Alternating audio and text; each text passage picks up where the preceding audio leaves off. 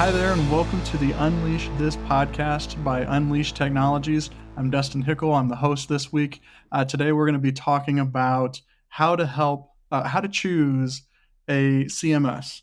It's a question that comes up a lot around here. We get lots of conversations between our team when new clients come in. Should I choose WordPress? Should I choose Drupal? Is there something else I should be considering? So we wanted to demystify some of that. And today, to do that, we brought in Jay Goldbach, who's our VP of Engineering. Jay, why don't you introduce yourself? Tell everybody what you do here at Unleashed. Sure. Thanks, Dustin. Thanks for having me. My name's Jay Goldbach. I'm the VP of Engineering for Unleashed Technologies. I manage the hosting, the DevOps, and the development teams here. We're about 15 developers spread out from the west coast of North America to Ukraine. And we primarily work with open source code like PHP, with tools like Drupal, WordPress, Symfony, and a lot of others. We also, do a little bit of hosting work as well. So it's kind of a full service that we provide. And I try to keep the knuckleheads in line. Yeah, you oversee all of it, right? You get to help coach people, you get to help train people.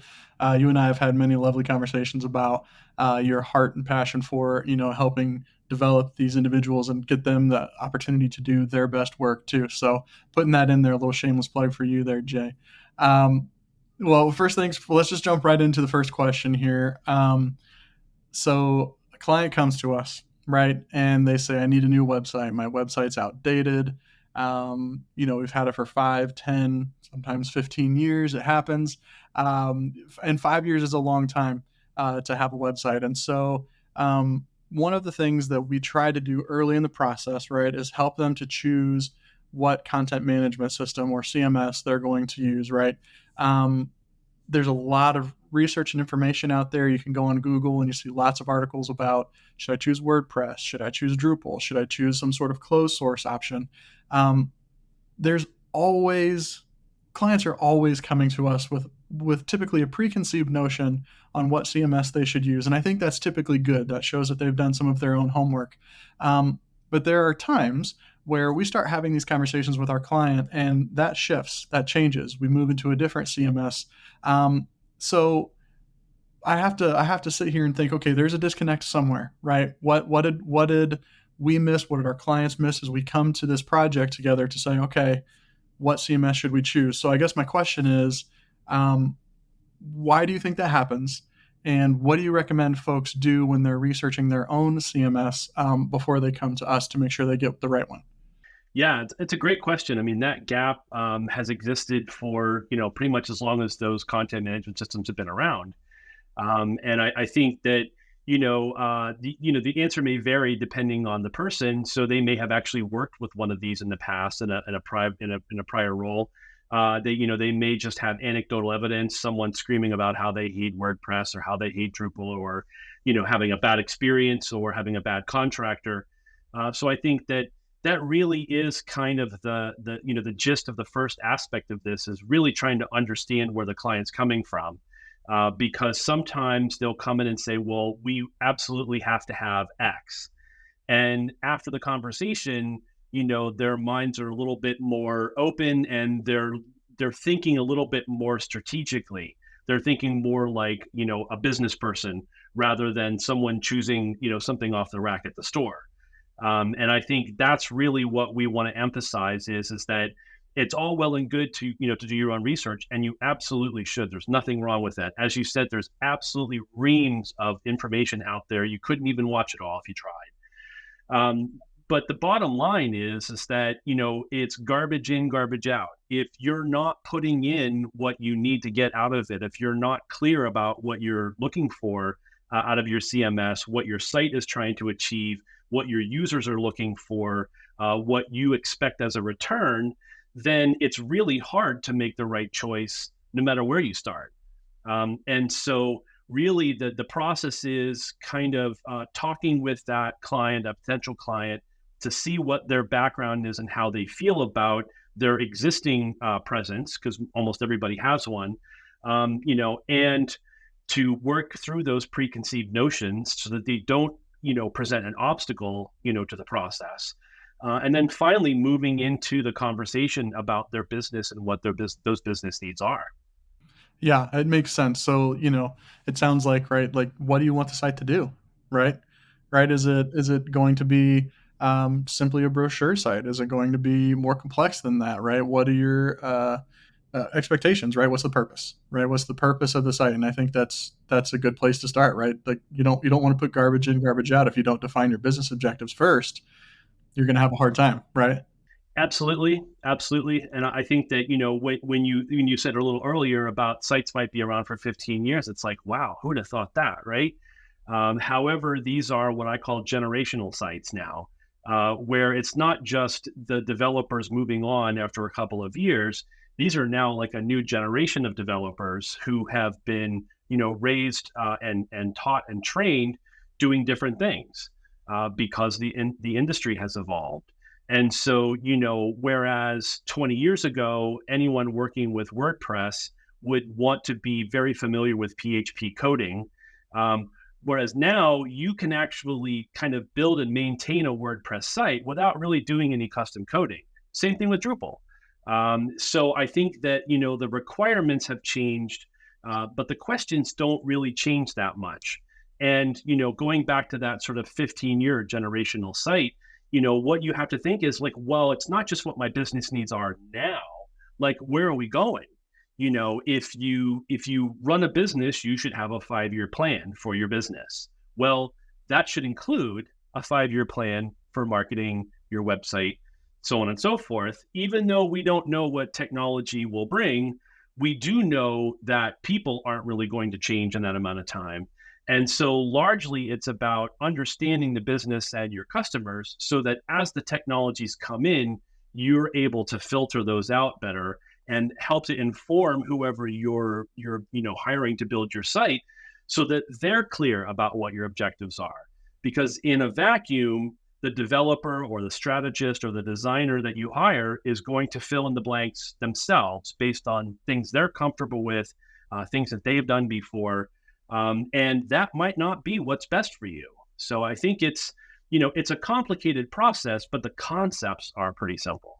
Yeah, it makes sense. So, yeah, so we start with purpose, right? Like, let's make sure we know what this thing is going to do. That's kind of the what, if you will, of a website. And I know we talk about the who matters a lot too. And so, my background being in marketing, working in marketing agencies, and leading marketing teams, it's important to have your buyer personas. It's important to understand the details of your consumers and what their preferences are and what their behaviors are on the site.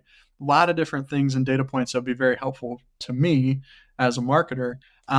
But if you aren't thinking about them and their needs along with those business objectives, I think you run into a lot of issues too, right? So it's not just the what, it's the who. Yes, absolutely. And I think it's the who on both sides. It's the who internally in your business, the stakeholders, if you will, and then there are your customers and the folks who are using your site, excuse me, on a day-to-day basis. And I think that it those things change, but not really fundamentally. So there may be a new technology that comes along that you need to adopt or incorporate in order to further your marketing objectives. But that doesn't necessarily mean that your website has to change, right? So your strategy, your tactics, will adapt, based on the circumstances that you face. And I know this is a bit of a tangent, but that is really why it's good to have a partner who can help you to sort of navigate that process. But going back to the sort of the who part of this is really, below that first level of what is the basic, use case here is what actually what do we want to get from the user of that website? What do we want to get from that potential client or customer? In a marketing sense, it may just be we need to get their data as they pass through to see where they came in and where they left, and did they achieve a marketing goal? Or it could be a lot more in the sense of some of our clients are associations, and by definition that means there's a lot of people involved, and so they have to be able to support things like logging into the website, changing passwords, the ability to publish content with permission so that, other people can't overwrite it or, accidentally delete it. So, you start, pretty rapidly, you start getting into a lot of decisions that you have to make, excuse me, which is why I think it's really important to have that stuff coming in, so that you're this initial part of the process, you're not overwhelmed with choices, because I think that's where this stuff tends to go.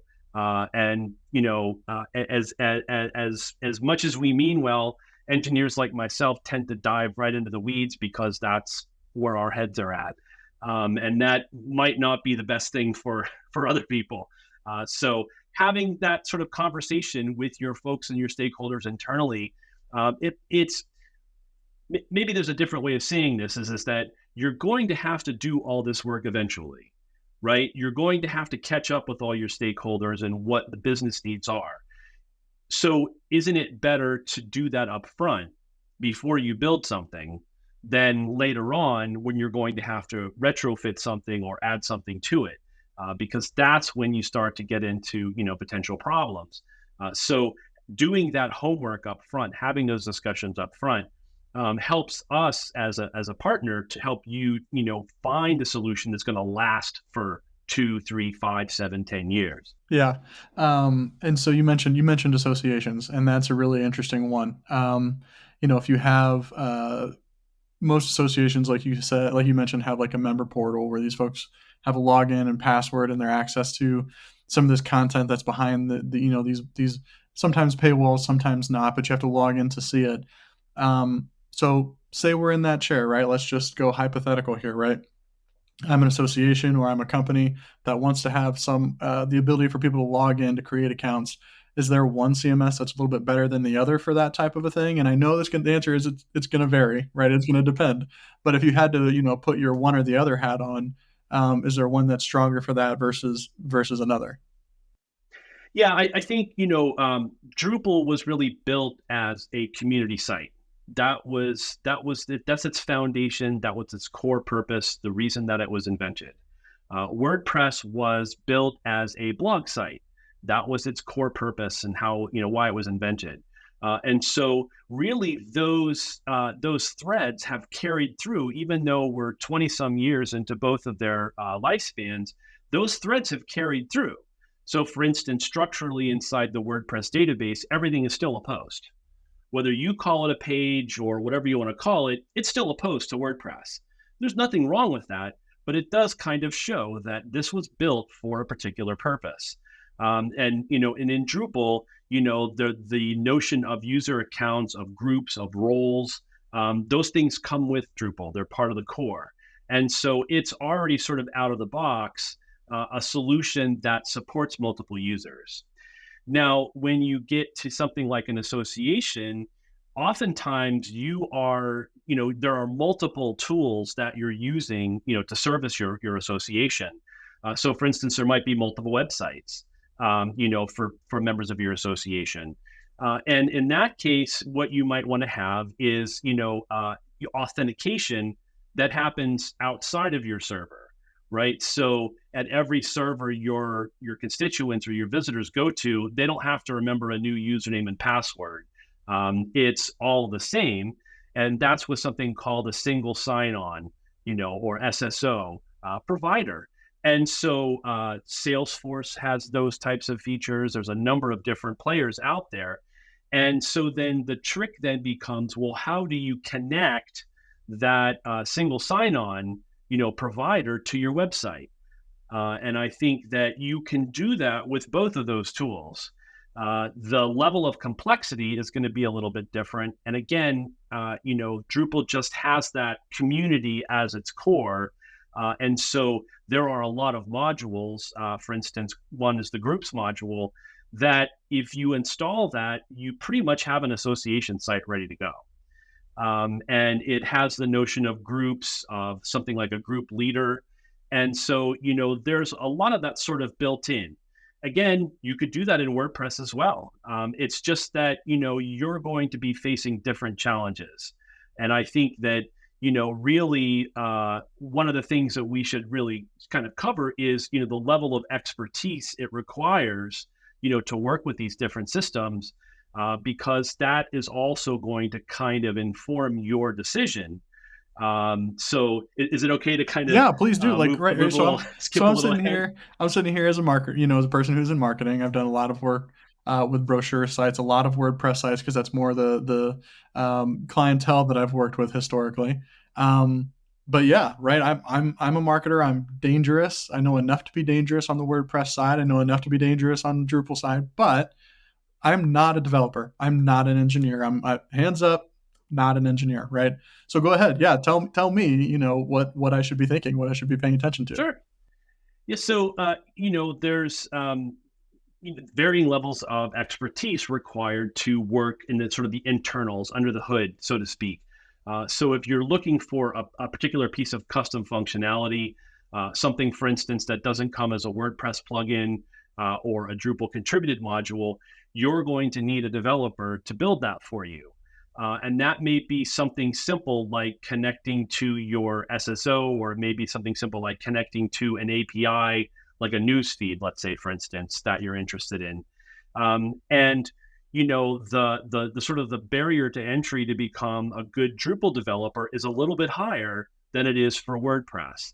Um, at the same time, the level of flexibility and control you have with Drupal is greater as well.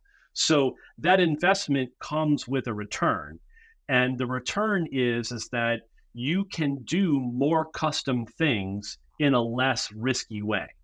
And I mean risk in terms of finance, security, and almost every measure of the word, because it is built to be customized. WordPress has a great, very thriving and vibrant plugin community where a lot of WordPress developers build a lot of the tools, and all you have to do is click a few buttons, and it's already working for you. The question is, what happens if that gives you 80% of what you need? Where's the other 20%, and how are you going to get that? And so I think this is like a lower level of the conversation once we sort of get past the basic business requirements. But if we were just confronting this as a first conversation, that would be one of the questions I would ask: is who do you have internally? Do you have developers on staff already? Do they know these tools? And if you don't have developers on staff and you don't intend to, well, that really changes your profile and your set of choices, because you don't want to choose the right tool and then not maintain it or do the upkeep that's necessary to keep it safe, right?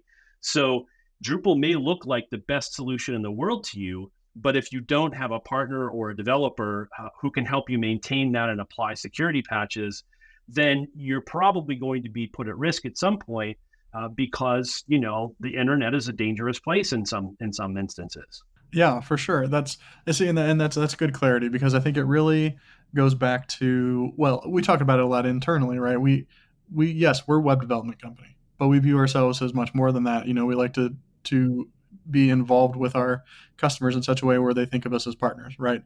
It's Yeah, you don't have to think about that security patch. We got that under control. You don't have to think about these updates. We got that under control, right? You tell us where you want to grow your site. You tell us what you want to do next. You tell us what your roadmap for the year looks like, and we can start segmenting that out and breaking that out and executing that for you because you got a partner in your corner, right? So there you go. There's my sales spiel to you, Jay. I guess but we're on Excellent. the same page there. Absolutely. And I think that it's the level of complexity has just increased so quickly and so consistently over just the past couple of decades, for content management systems and websites in general, that it's bewildering. And it's also, not going to slow down anytime soon. There are no signs that it's slowing down. There are different movements afoot, different philosophies and approaches that are emerging to try to help tame some of the complexity. But the bottom line is that no matter how equipped your staff is internally, they're going to need some extra help to approach some of these things. Like maybe it's a headless CMS, or doing JavaScript, or getting the Solar search engine to run for you. There are a number of different things that go into it. But I think, having that understanding of the business means that you can also understand what the investment is going to bring you in return, right? And so obviously, if you've listened so far, you can guess at least that Drupal is going to be more expensive than WordPress is going to be in terms of the sort of the apples to apples. And, that is definitely true.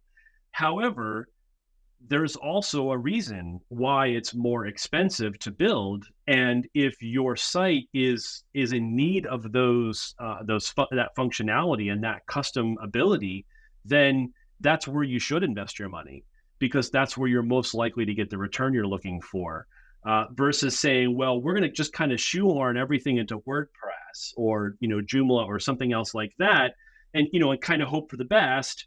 And if something goes wrong, we'll address it when it happens.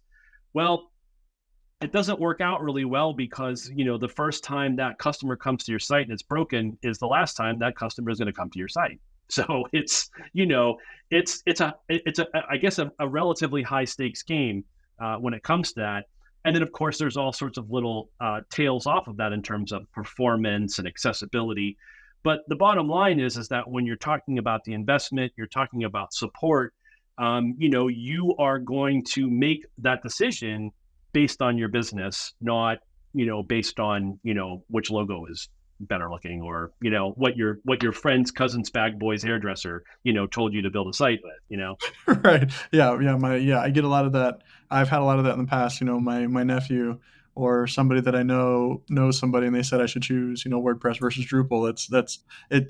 It's everybody has an opinion on this topic, and that's why I think, what we try to do is have a little bit more of a subjective, strategic view on this, to help make our clients make the right decisions based on their needs. And so I'm going to ask you another example driven question, right? So say I'm a company and I'm like, I want e-commerce. Like I want to introduce e-commerce this year. I'm not sure what we're selling, right? I'm not going to go too far down the rabbit hole on this example here, but I come to you and I say, we need e-commerce functionality, or maybe we need a second property, where we can direct people to go to from our main site so they can make purchases. Maybe it's a portal for B2B side, or maybe it's a store for the B2C side. Thinking about choosing the right CMS, is there one that we should lean into, one or the other, if e-commerce is one of the big questions? Tell me what you think about that. Yeah, and it's a really big question, simply because with e-commerce, you have all sorts of providers out there that are sort of ready to sort of take that transaction for you. In other words, like the PayPal's, the Shopify's, where, or BigCommerce, where you can send a user off of your site to theirs to perform the transaction, and then get sent back to your site for fulfillment or thank you very much or some of that. I think that these are decisions that aren't without risk either. Because as we sort of enter the era, hopefully, of improved privacy, on the internet, how the information of those transactions is stored is more important than ever. And people aren't trying to guess individual people's passwords anymore. They want to get into your database and get everybody's username and password and information. So when we talk about e-commerce, it's with kind of this whole caveat of, you don't want to maintain that information yourself, right? In your website, we can build that for you so that there's another party, whether that's, again, PayPal or somebody like that, where the risk, the security aspects of this are done by somebody that's their job, right? It's their expertise and their specialty. It's the bank, in other words, right? And so there are a number of different ways to sort of get into that.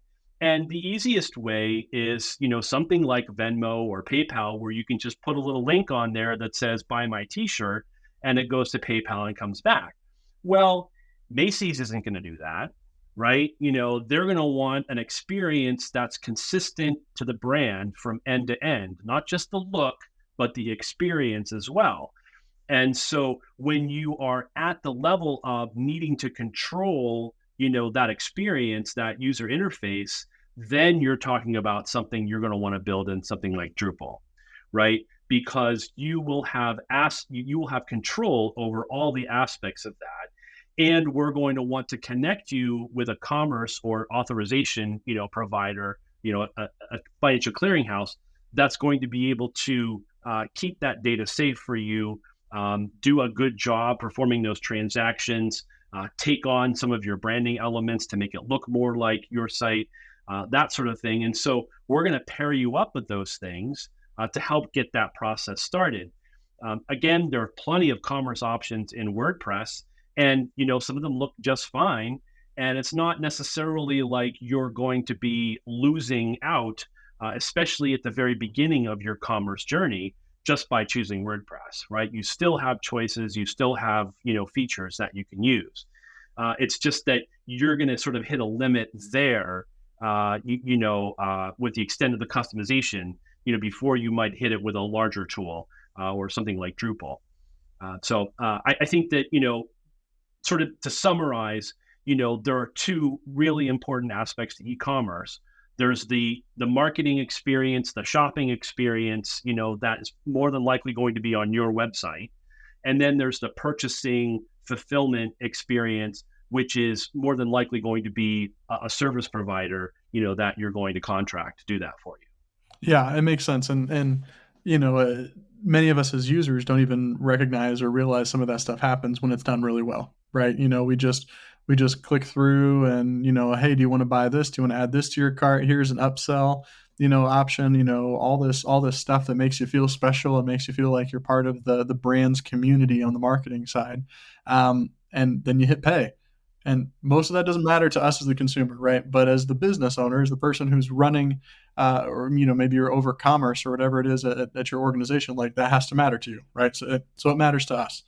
Absolutely, and I think another thing that clients really need to think about is how are we going to do fulfillment for what's in our store. So, for instance, you could be selling T-shirts, and that's easy to do fulfillment for when you're getting one or two orders a day. What happens when you're getting 1,000 a day? Because that's where you want to be eventually. So then, what happens then? And I think that that's when it's good to have a partner. You can start out doing your own fulfillment, and then as your load increases, your business gets better, you're making more money. You can take that money and invest it in something that's going to make you more productive and efficient. And if you have the right partner, they can connect those things together for you seamlessly so that your customers, your repeat customers, don't have to learn an entirely new process just because you now have somebody doing fulfillment for you. Yeah, for sure, and then it makes me think about the B2B side of things too. We talk about that a lot. We have a lot of B2B kind of manufacturing clients that are really getting aggressive about adopting e-commerce. And sometimes we don't call it e-commerce in that space. We'll call it like, like a specific, like a customer portal or something like that, where you can do receipt tracking and different people within the organization, who are like maybe distributors and things like that, have different permission settings and stuff like that. So it's not just on the B2C side that we're talking about e-commerce, we're talking about B2B as well. So in that instance, we've got some of these clients who are shipping hundreds of thousands of dollars and millions of dollars of products a day. And now they're saying, yes, let's install e-commerce. And so that's a completely different challenge. But it's a challenge that, we take on pretty aggressively, knowing that we can connect all those systems on the back end to make sure that fulfillment happens, to make sure that orders actually come through accurately, to make sure that, shipping actually happens when it's supposed to. We can track all that information. Customers can go in and say, what did I buy on this date? And it's all in that database, right? So it's not even just the B2C side as much as it's the B2B side. Absolutely, and I think that there are so many different layers to that, but one I'll kind of pick out in terms of B2C is sales representatives. The great disintermediation of the early 2000s, was to basically remove everybody who wasn't directly part of the process from the equation. So the manufacturer was selling to the consumer, and what manufacturers realized is that the money that they saved by taking all the people out of the middle of that, they were spending in customer service and support. So it wasn't buying them anything but a hassle.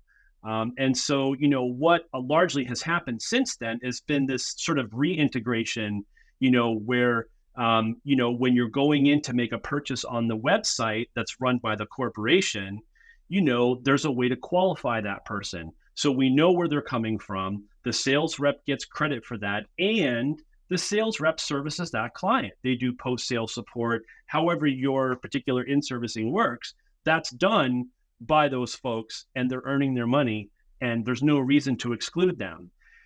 That said, they're going to have different needs depending on where they are. So we have one equipment manufacturer, who manufactures equipment that, one item is $50,000 or $60,000, and they go up from there to millions. And they are a worldwide corporation, meaning that they have to be able to provide not only support for different languages, but different character sets, that sort of thing, so that their reps and the people that they're servicing, feel comfortable using the site in their native language or something approximating it. And that's a lot of work, because you have to translate that content, and you don't just translate content, right? You have to do what's called localizing, which means that, in some languages, they are from right to left, some are from left to right, some put numbers in a certain format, and so your website has to be able to adapt to those differing circumstances. And then, of course, once we throw in the fact that people are using different devices, that just multiplies the complexity by an absolutely, mind-bending amount. And I think that, the tools that you are using to be able to control that content makes a difference. And in that case, there is a clear winner. It's Drupal. WordPress does provide some, multilingual support. It does provide some localization, but by and large, it was not designed to be able to alter content in the stream of production, right? So you start that request, you go to a database, there's logic, and so on and so forth. Well, to truly internationalize and localize the content, you have to be able to reach into various different processes along that chain and change things like an icon or text, or remove a field because it's not appropriate there, or call in a postal code here and a zip code there. You need to be able to reach back into the stack, so to speak, and change those things. And that really is largely why Drupal is as powerful as it is, because it lets you do that, without changing the core code.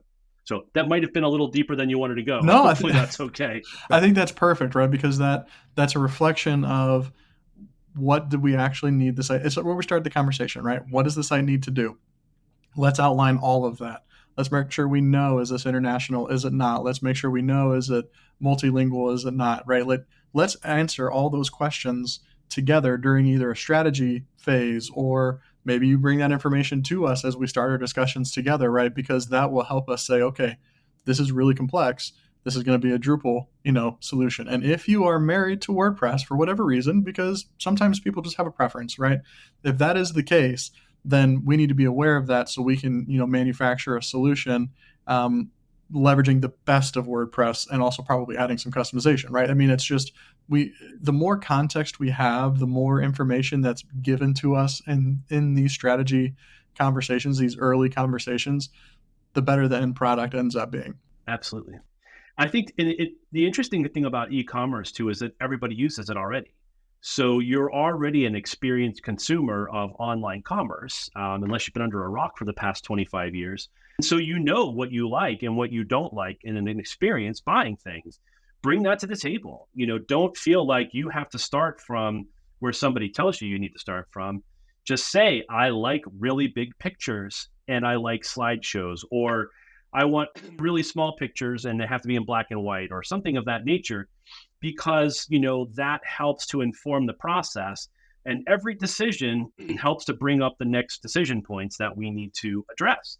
And it's better to go through that as a discussion or brainstorming internally, if you can, to just kind of get the sense of where your stakeholders are at, so that when you go back to them with a potential solution, you're addressing the concerns that they've already raised, right?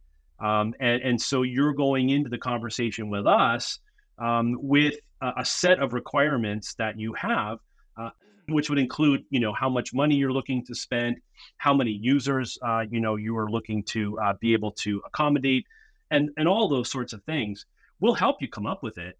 But it helps the conversation to go a little faster, if you have a solid idea of what you'd like to do.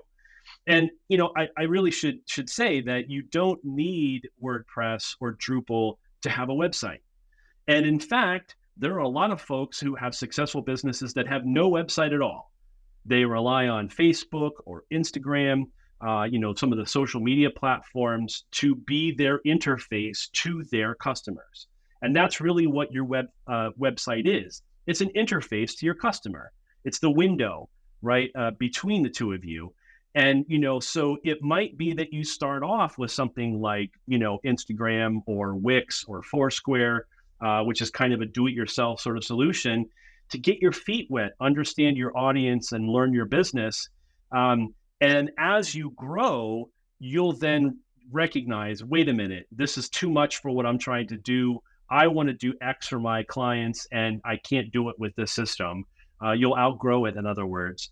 And I think that's where we come in, is we don't want to crush a walnut with a sledgehammer, right? If you don't need a huge website, then we don't want to build you one, because it's not going to be good for either of us, right, in the long run.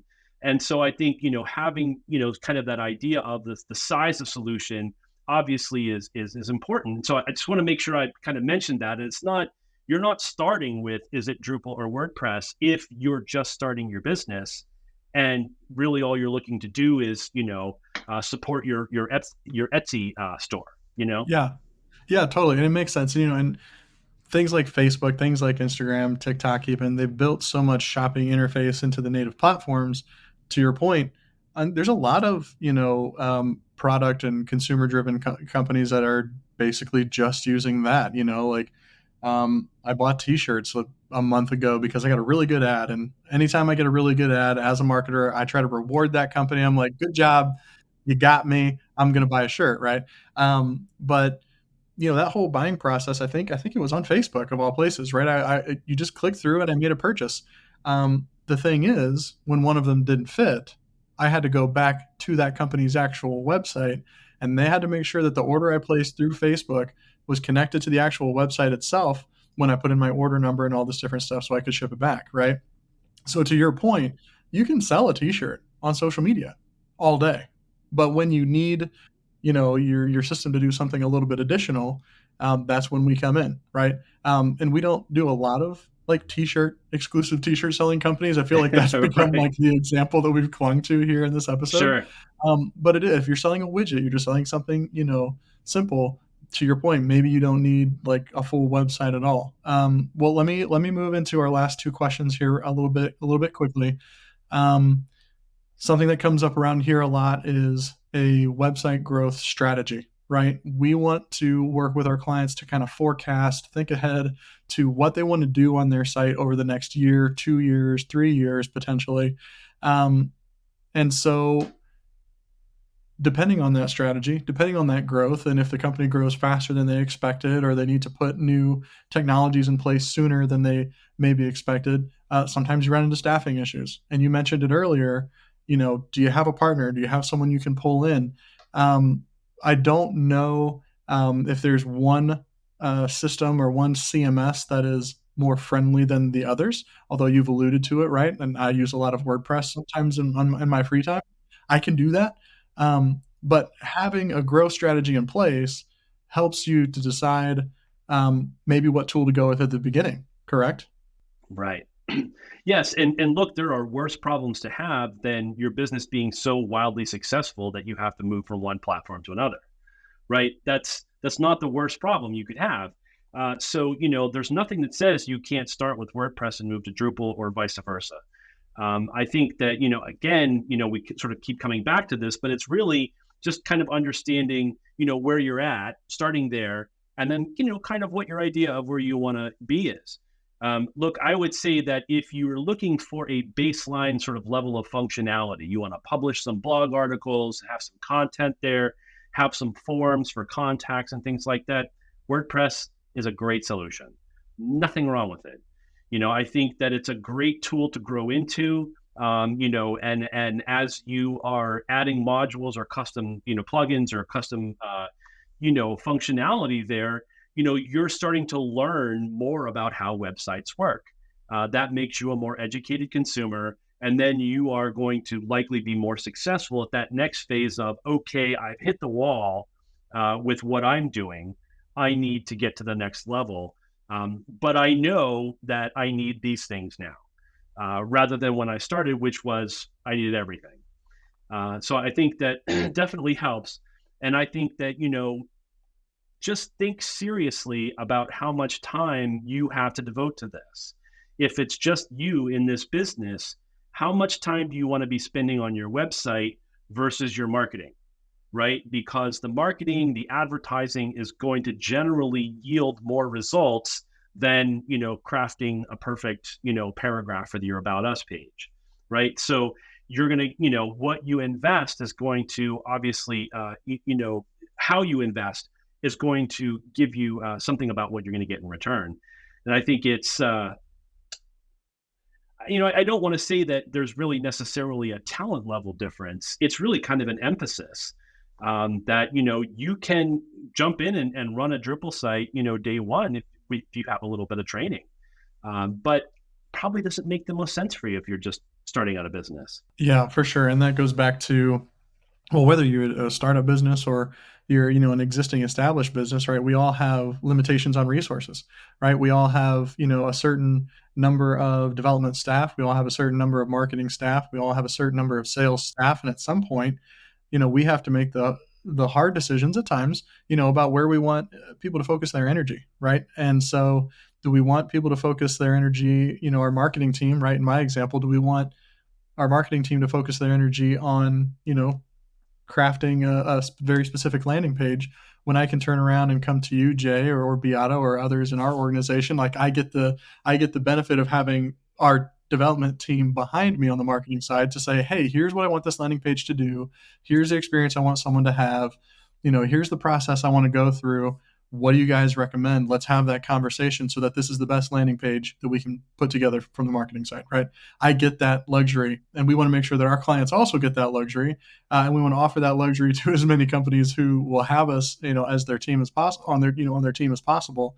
But yeah, it really boils down to having your goals in place, having your expectations in place, and being able to communicate that effectively, and letting the professionals, right? In my case, letting the professionals, the developers, do what they do, right? Yes.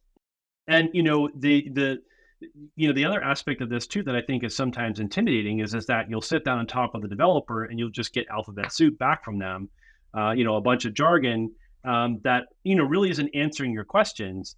And as my advice to anyone going into this process is make sure that you walk away with an understanding of what you've been told or what you've decided on, because I think, just kind of getting to those questions, say yeah, whatever.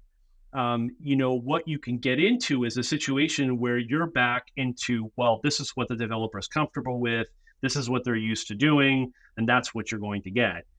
Versus spending that extra 5 minutes and saying, hey, what does SEM really mean? And like, Right. what is it going to do, for my business? Or why should I pay for ads when, I, have this on my website or something like that? And I think that these are the types of things that, I think differentiate, agencies from one another, is that kind of the ability to go the extra mile to make sure people are comfortable with the decisions that they're making and what they're getting out of it. But also to be able to have developers who are experienced enough to have good conversations like that, as opposed to, going to a firm that's just going to send this work somewhere to be done at the cheapest possible rate and then give you back the result. That might be what's good for you at the time. But by and large, if you are serious about your business in the long term, you have to start that education process. You have to be an active participant in it if you want to get, everything out of it that you need. In other words, we're awesome, but if you just handed us a pile of money and said, build me a website, who knows whether you're going to get, it's going to be a great website, but is it going to be a great website for you? Is it going to be a great website for your customers? And I think that's kind of what I'm trying to say is that, being part of that, making sure you understand, kind of what's going on with that, and being able to trust your partner to help you understand those things. Man, that's just so, it's, there's so many horror stories out there about working with development firms and agencies. And a lot of those stories, those nightmares begin with they didn't understand what you were asking for, and you didn't understand what they were asking you. And because you're both starting at different places, you're going to end up at different places because there's nothing that ties that together.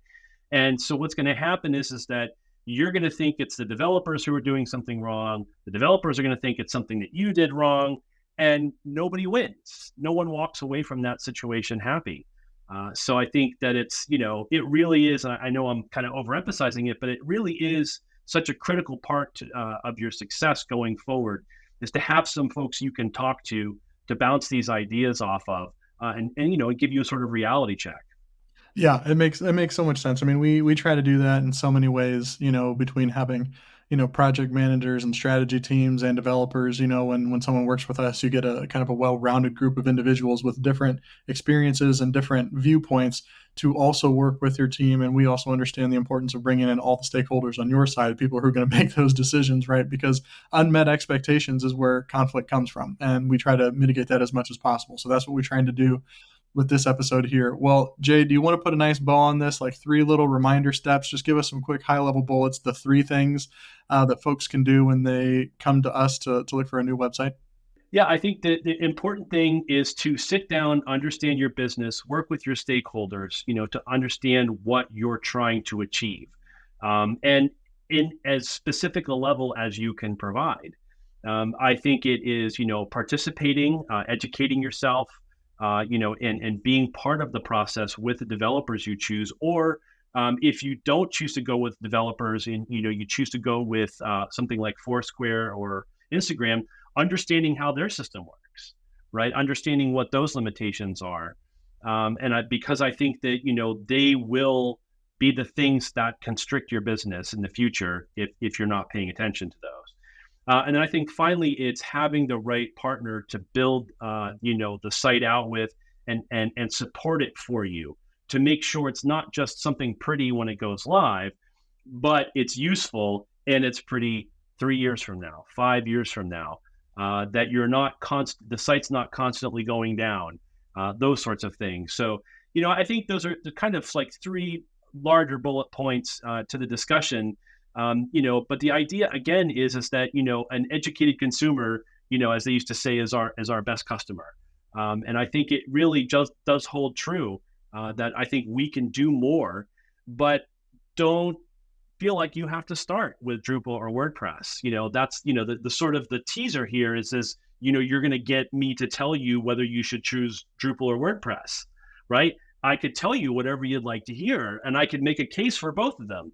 I think the difference is call us, or call someone like us and have us help you make that decision because it's going to be better for you all in the long term. Just because you were able to get the benefit of that experience and the technology that changes at absolutely light speed. Love it, Jay. Thanks. Hey, I'm going to take us out here, but I appreciate you joining today, sharing this insight. We couldn't get you to make a decision for us one way or the other, but really appreciate you joining me today. My pleasure. My pleasure. Thanks for having me back again. Yeah. So, hey, if you guys have any questions out there, you want to learn a little bit more about Unleashed, what we do, you can find us at unleashed-technologies.com. You can find me or Jay or many of our other staff on LinkedIn. We'd love to connect with you there and have a conversation. But until next time, keep that technology unleashed.